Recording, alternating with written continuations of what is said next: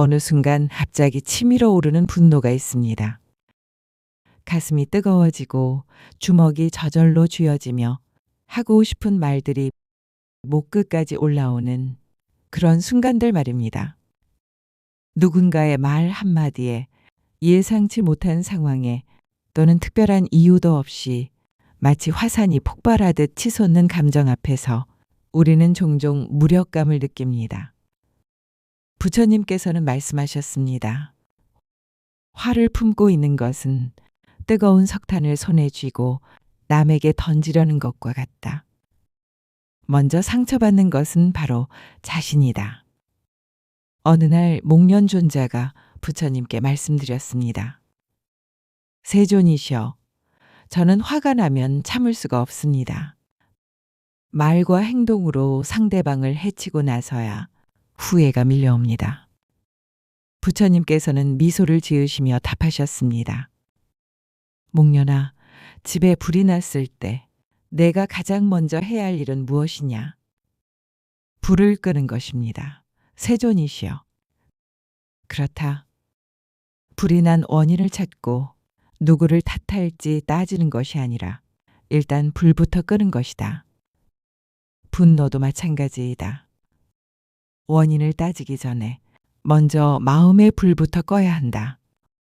화가 날 때 우리가 절대 하지 말아야 할 것들이 있습니다. 첫째, 즉시 반응하지 마십시오. 분노는 순간의 감정입니다. 그 순간에 내뱉은 말과 행동은 돌이킬 수 없는 상처를 남깁니다. 부처님께서는 말씀하셨습니다. 말은 화살과 같다. 한 번 쏘면 다시 돌이킬 수 없다.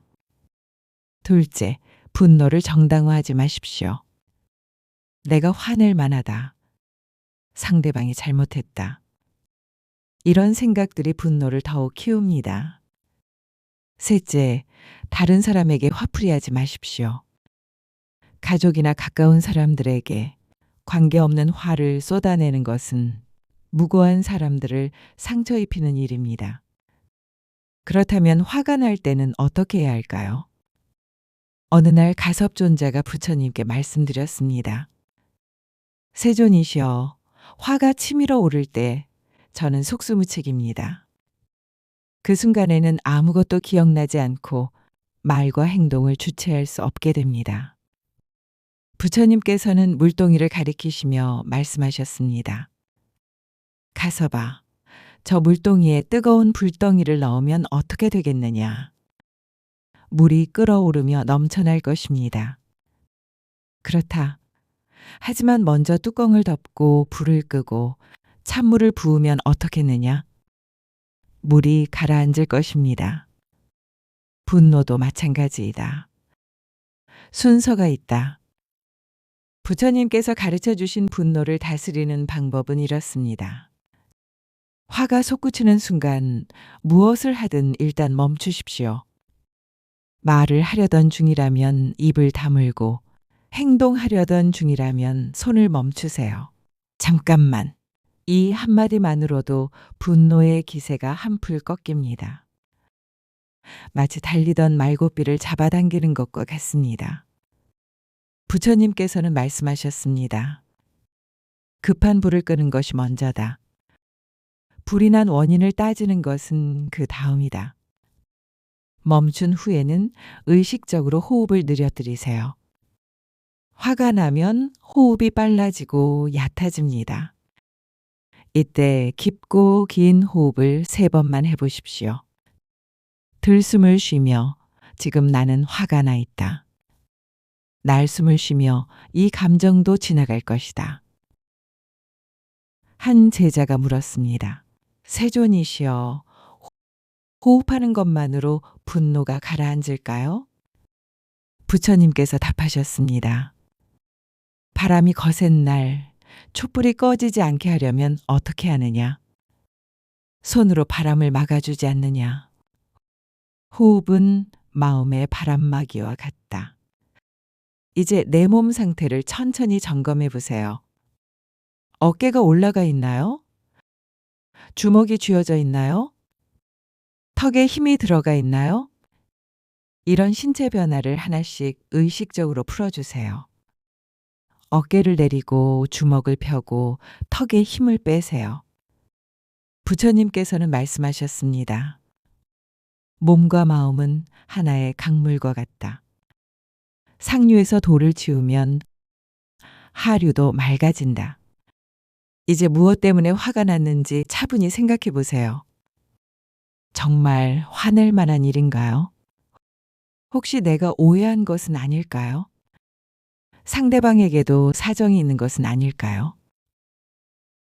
어느 날 한 노인이 부처님께 말씀드렸습니다. 세존이시여, 제가 늘 화내는 며느리 때문에 괴롭습니다. 부처님께서 물으셨습니다. 그 며느리가 당신에게 화를 낼 때 당신은 무엇을 느끼시오? 속상하고 화가 납니다. 그렇다면 며느리도 무언가 때문에 속상해서 화를 내는 것은 아닐까요? 서로 같은 마음인 셈입니다. 마지막으로 화나게 한 상대방을 위해 잠시라도 자비로운 마음을 내어보세요. 그 사람도 나처럼 행복하고 싶어 하고 고통받기 싫어하는 사람입니다. 저 사람도 힘든 일이 있었나 보다. 저 사람도 나이 들어 몸이 불편할 텐데. 저 사람도 가족 걱정이 많을 텐데. 이렇게 생각하다 보면 화보다는 연민이 앞서게 됩니다. 부처님께서 말씀하셨습니다. 원수를 사랑으로 이기고 악을 선으로 이기며 인색함을 보시로 이기고 거짓을 진실로 이겨라. 이것이 영원한 법칙이다. 이 5단계를 익혀두시면 화가 날 때마다 현명하게 대처할 수 있습니다. 처음에는 어려워도 자꾸 연습하다 보면 자연스러워집니다. 무엇보다 중요한 것은 화를 내는 자신을 나쁘게 생각하지 않는 것입니다. 화도 인간의 자연스러운 감정입니다. 다만 그 화를 어떻게 다루느냐가 중요한 것이죠. 부처님께서는 분노의 본질에 대해 이렇게 설명하셨습니다. 분노는 무지에서 비롯된다. 상대방이 나를 화나게 만든다고 생각하지만 실제로는 내 안의 기대와 집착이 분노를 만들어내는 것이다. 어느 날 한 제자가 부처님께 물었습니다. 그렇다면 불의를 보고도 화내지 않아야 합니까? 부처님께서 답하셨습니다. 분노와 의분은 다르다. 의분은 지혜에서 나오고 분노는 무지에서 나온다. 의분은 상황을 개선하려는 마음이고 분노는 단순히 감정을 분출하려는 마음이다. 연꽃이 진흙에서 피어나듯이 분노라는 진흙에서도 자비라는 연꽃을 피울 수 있다. 분노를 다스리는 가장 강력한 방법은 상대방의 입장에서 생각해 보는 것입니다. 부처님께서는 말씀하셨습니다. 모든 존재는 행복하고 싶어 하고 고통받고 싶어 하지 않는다. 나를 화나게 한 사람도 마찬가지이다. 그 사람도 지금 무언가로 인해 괴로워하고 있을 수도 있습니다. 그래서 다른 사람에게 그 괴로움을 전달하고 있는 것일 수도 있습니다. 이렇게 생각하면 분노가 자비로 바뀝니다. 어느 날 부처님 앞에 한 남자가 와서 온갖 악담과 욕설을 퍼부었습니다. 하지만 부처님은 조용히 그 말들을 들으셨습니다. 남자가 다 떠나고 나서 제자들이 물었습니다. 세존이시여, 왜 아무 말씀도 하지 않으셨습니까? 부처님께서 답하셨습니다. 만약 누군가 선물을 주는데 그것을 받지 않는다면 그 선물은 누구의 것이 되겠느냐? 선물을 준 사람의 것이 됩니다. 그렇다. 나는 그 사람의 화를 받지 않았다. 그러므로 그 화는 그 사람 자신의 것으로 남았다. 하지만 만약 내가 화로 응답했다면 우리 둘 다 그 독을 마시게 되었을 것이다. 분노를 완전히 없앨 수는 없습니다. 하지만 분노와 현명하게 지낼 수는 있습니다. 분노가 일어날 때마다 그것을 수행의 기회로 삼으세요. 아, 지금 내 안에 분노가 일어나고 있구나. 이 감정을 어떻게 지혜롭게 다룰 수 있을까? 이렇게 생각하는 순간 당신은 이미 분노에 휘둘리지 않고 분노를 관찰하는 지혜로운 상태에 들어선 것입니다. 분노는 때로 변화의 에너지가 되기도 합니다.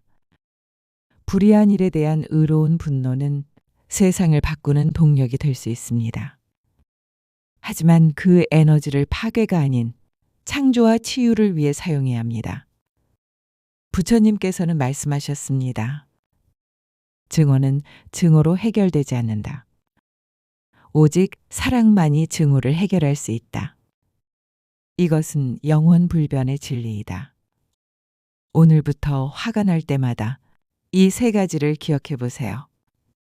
멈추기, 숨쉬기, 자비하기.